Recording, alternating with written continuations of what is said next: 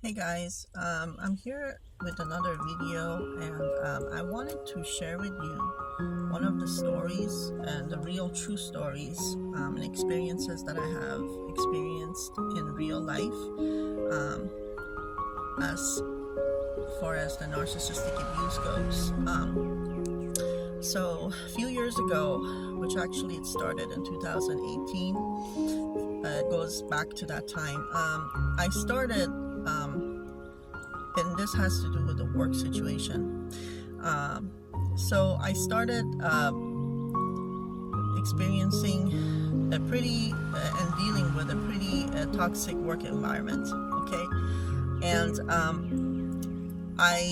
I was working in a place. It was a pretty toxic situation that started happening, and what I did was I tried to move along from that situation and went to work for a different place in a different company, which was still local to that area, but it happened to be connected in one of the suppliers from the previous company that I was working with. Okay, and after that, I did another change as well because of the fact that I had to, because I was always an ambition person and I wanted a position that was at my level and I was constantly learning. So anyway, I ended up changing companies, but the thing was, those other second and third companies that I changed to ended up being the supplier of the first one, which was I would call it the narcissistic source, which the problems kind of started from. So, and what I ended up experiencing is that, you know how when they say when you cut off from a narcissistic source, you got to cut off from all their surroundings and people that they're connected to. There's a reason for that because if you're dealing with a healthy, normal situation, usually this doesn't happen. You go your way, they go their way. The situation is closed. You put it behind you. But when you're dealing with toxic, I would say sociopathic, psychopathic people that they just can't stand you being the winner, the situation can be a little different. And when they find out that you have gone somewhere else and they happen to have some influence maybe on them because they're the client, they could potentially try to influence these other suppliers or friends or whatever sources that are connected to them somehow. So behind closed doors, okay? So what ended up happening is that I ended up receiving kind of, you could say, proxy abuse later on from the companies that the other companies that I ended up working at. And when I tried to investigate, it turned out that it went back to the first one because they literally said it to me, the HR department, what the first company had told them. So my intuition was correct. And anyway, at that point, the situation has gone to the point that it was compromising my mental health and my physical health greatly, that I had to take some time off for a few weeks and just go on a leave of absence to focus on my recovery. And fortunately, I was able to recover, which showed how much it is important to your environment is very important.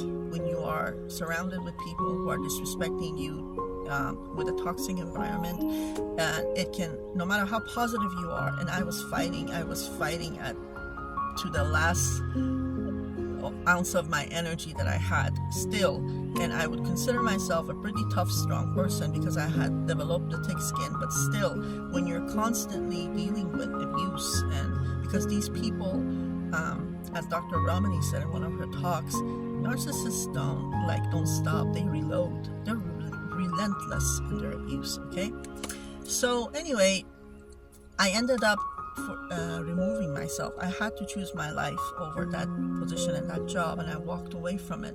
And my health and my mental health, everything started to go back to normal. And thank God, I'm doing pretty good in that area. So, but I remember when I was talking to some of the people that's, so to speak, think I were my friends or people who I knew. Some of them, even though they were like adults, you know, like middle-aged adults, some of them had started to even give me comments as if they would think that maybe I'm the source of the problem, just because the situation had prolonged, you know.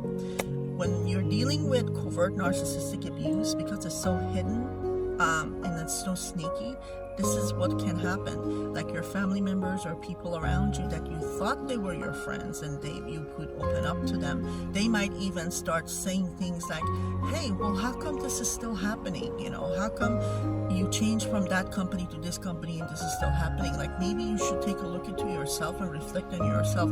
You know, comments of this type of sort of stuff that, and it's just, it's just, like, you don't need anybody who's going through these type of situations. They need support, they need understanding, they don't need comments of such. But some people who are ignorant and they were actually themselves borderline to narcissistic individuals. They ended up, because of their ignorance and not understanding and not really understanding the situation I was dealing with, ended up giving me very shallow comments like this. So, but I knew what my truth was, I knew what the facts were, and I realized these are not friends, these are not people that I thought they were, and I just have to completely get rid of them and just forget about them and block them from my contact, because they're not being supportive and understanding.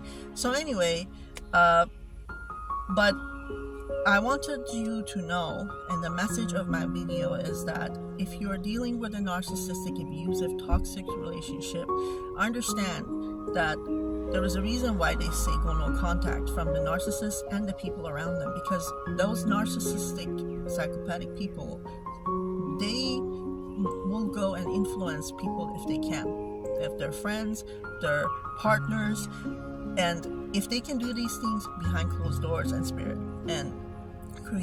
they will start creating a smear campaign against you. And well, depending on how smart and wise those other people are, some might believe them, some might not, but you need to make sure that you need to protect your peace and make your peace your priority, your mental health and your physical health your priority. And if anybody wants to believe your side of the story, great. If not, they're not your friends, and they're basically taking the side with the narcissist, and that's okay, because you don't need them and they don't belong into your life. So make sure to stand strong, stand firm, hold on to your truth, and hold on to the side of the story that you know are facts. Hold on to your facts, hold on to your side of the story, hold on to the truth that you know is real, because narcissists will deny everything and will try to convince other people that what they're saying is true, and they'll lie about you, they'll lie to your face about the things that have happened, even though you have evidence. But stand strong, stand firm, hold on to your truth and the facts that you know really happen, especially if you have evidence for it, and don't give in. And universe and God will help you, and the truth will finally will prevail. And believe me, those individuals who didn't understand you at that time and making those stupid comments about you to your face will understand one day that you were telling the facts. It will be done, okay? Trust me, you hold on to your truth and have faith. And because you don't want to let the narcissist win, you want to win, and you will win as long as you have faith and keep going and believe in yourself, okay? I hope this message will inspire you. Bye. Until the next video. Bye-bye.